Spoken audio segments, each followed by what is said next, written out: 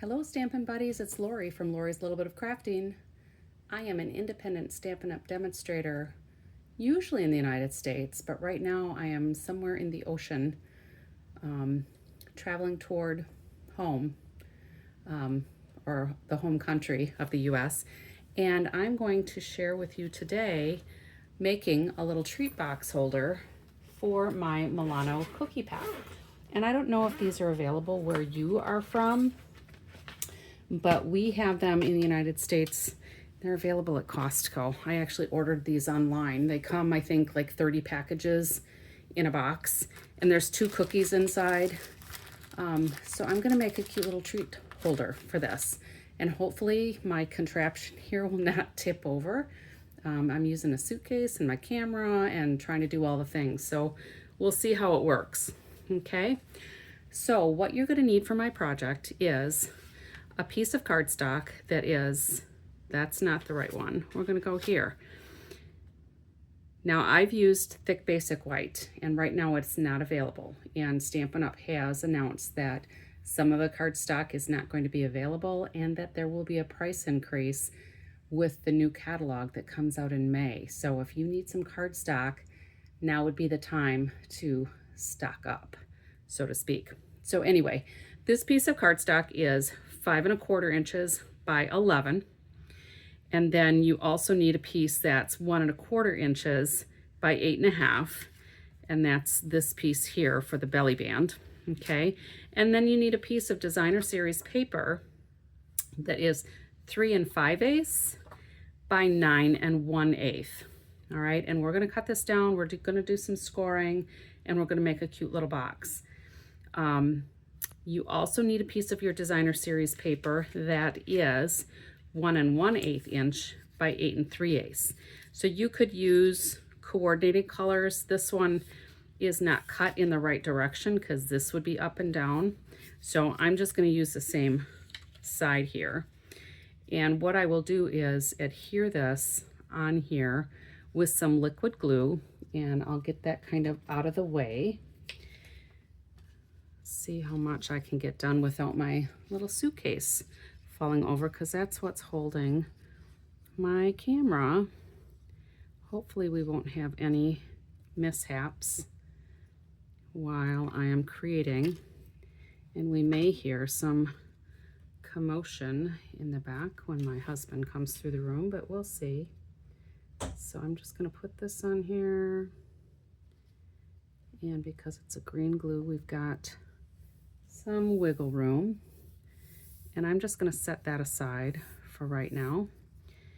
And then let's go ahead and cut our designer series paper. All right, so what we need to do is trim this piece into 2, a front, a side, a front, and a back, and then a piece for the top of the box. So I'm going to start, and I'm going to cut this at 2 1/8 inches. So here's my 2 and here's 1/8. So if I'm at 1/4, 1/8 is half of that. So just back it up 1.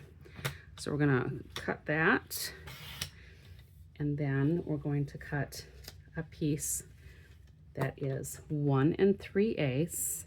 So here's my 1 and 1 2 3/8. So that's just a big notch below the 1/2 inch. Make sure that's straight on there. And we're going to take another piece, and we're going to go again to that 2 1/8 mark. Now when you cut your designer series paper, if there's an upright design to it, you want to make sure that your long strip is upright as you're looking at it. So you don't want to have it, so that your design would be sideways. So give it some thought before you start cutting your designer series paper. All right, and then we're going to do another piece at 1 3/8. So there's the 1 1/8, 2/8, 3/8. We're going to cut that, and then this will be the same width as a side, or the front rather, but I'm going to turn this so that I can go 1 3/8. So there's 1 inch, 1/8, 2/8, 3/8. And this is going to be good for my lid. And then I'm going to cut another piece that is just under a 1/2 inch. So I think if we do, I'm going to cut a little bigger. So I'm just going to go 1 notch below the 1/2 inch mark. And I can always trim it smaller. Let's see what I did with this one. So that one I actually did right at a 1/2. So let's just do it at 1/2 and see how it goes. So there's my 1/2 inch mark. I pre-cut some pieces in case it wasn't going to work out. All right, so this is a scrap that I do not need for this project. You can always hang on to it. So these are our pieces. So a front, a side, a back, a side, a top, and a flap. All right.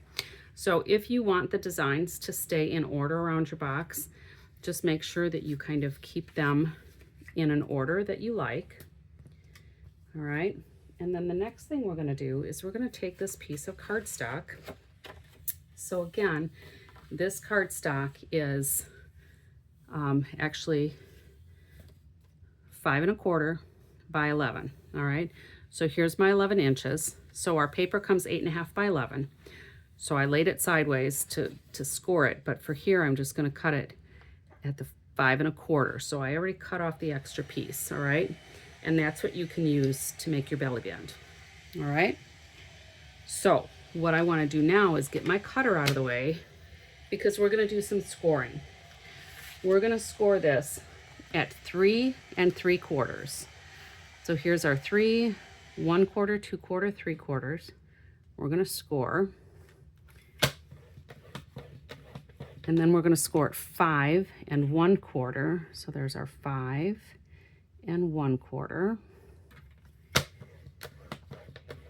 And then we're going to score at 9.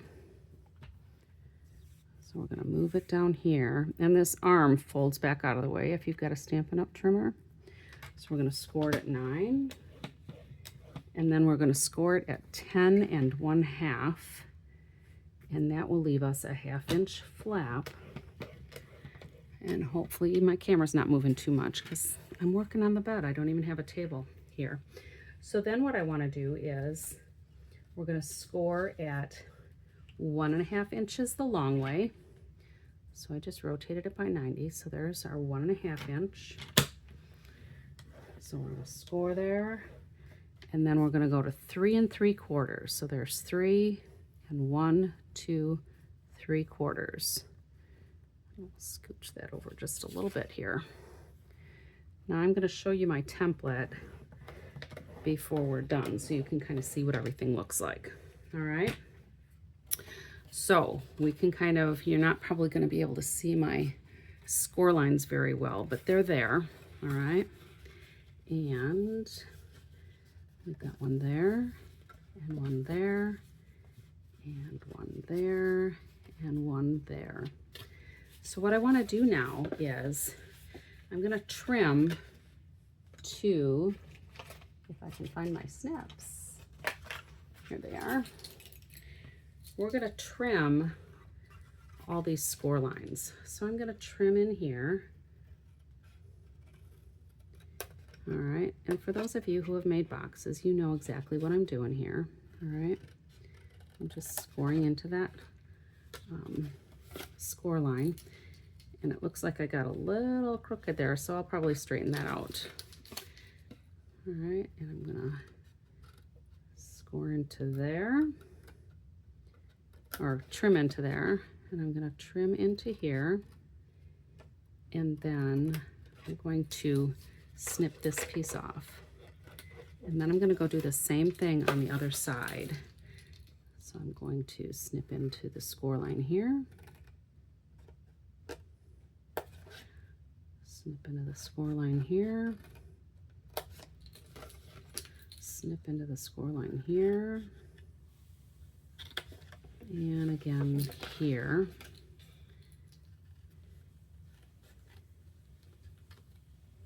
And then we're going to snip this off. Okay. So what we're going to do is make our box. Okay. Whoops, I should probably keep that where I'm sure you can see it. So we'll end up making our box. And what I usually do is, and I would burnish all of these edges, but I usually put one set of sides up first, or like the back, and then I'll put my flaps up, and then I'll put my other sides up, and I'm gonna do this backwards. So the back piece, I'm gonna put those in first. So let's just back up and be patient with me because I'm traveling and my crafting brain isn't quite turned on. So then I'll put the flaps up, and then I'll put these up so that when you look inside the box, there are no flaps that are going to make your little treat hang up. Hopefully that makes sense, okay? So when we're looking at our box like this, because I know these flaps are gonna come up first because I want my edge to be at the back, you know, the glued edge, I'm going to go ahead and I'm gonna put some tear tape on some edges. So I'm gonna put tear tape from here all the way down to the bottom. And yes, I know we snipped this already, but we're gonna just snip that tape again. But this works easy enough. And we're gonna put some tear tape here, all the way to the bottom. And I have mentioned before that I like to burnish my tear tape onto my paper because that helps me get the release paper off better, and it adheres it really well to my cardstock or my paper. All right, and then we can just tear those. All right, so my flaps are good. And then what I want to do is, whoops, I'm going to cut these flaps so that they're shorter. So I'm just going to make them about the same size as the front flap. It doesn't have to be exact. All right, and I'm just going to cut a little miter off those sides. I'm going to leave this one straight just so it'll catch in the box and hopefully stay closed better. Okay. And then what I want to do is I'm flipping this over. So this was the inside of my box where I put tear tape on the bottom half basically. So now if I flip it over, I'm going to put a little tear tape just on the outside edge here. And I'm going to put another little piece of tear tape on this edge here.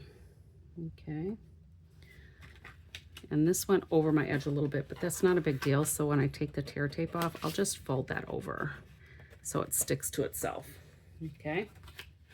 So this is basically our box. So let me get my take your pick tool, and I'm going to take these release papers off. And I like to use my take your pick tool because I do not keep my fingernails long. So it's sometimes a challenge for me to get this paper off. Scissors work, your fingernail works, whatever works for you, all right? So I can also take these pieces off right now.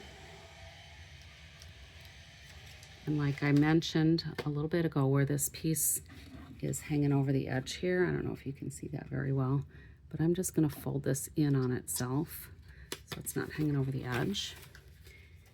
And we will take this one off. And I'm gonna bring these up.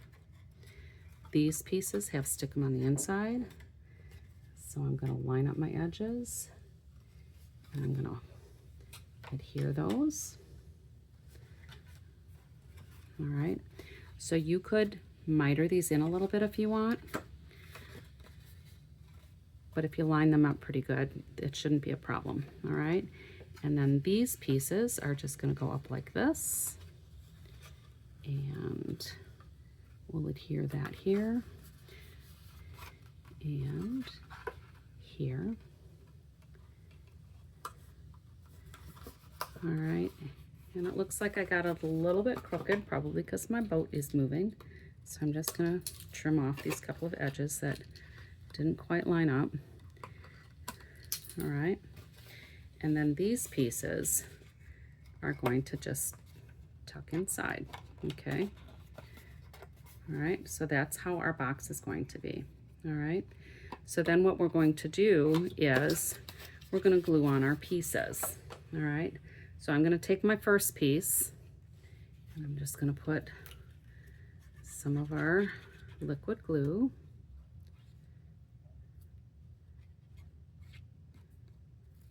And kind of center it on here. And again, with the liquid glue, it's pretty sweet because if you don't have it quite straight, you can wiggle it around a little bit until it's fully set. All right, and then we'll take the next piece. Now you could do this without a belly band. You could dress it up a lot. You could do it with some ribbon. All right. And I can see I'm just a little off here.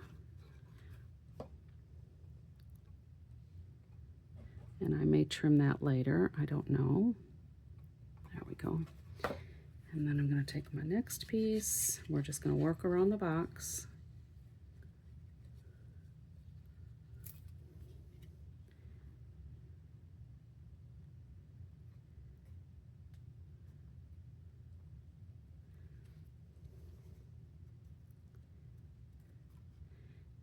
And I would worry about this being a little more perfected if I wasn't on a ship doing my crafting, because I can see some gaps here. So you could put more tear tape on a second side, which I didn't do, but it's been a while since I've made this box. So I usually, every time I make them, I think I tweak a little something, and I may have done that without updating my template. And I'm going to show you my template in just a minute so that you can, you know, stop or take a screenshot so you've got all of the numbers if you need them. All right. So let's just push these all down a little bit. And then I'm going to take the piece that I cut sideways and we'll put that on the top, on the lid.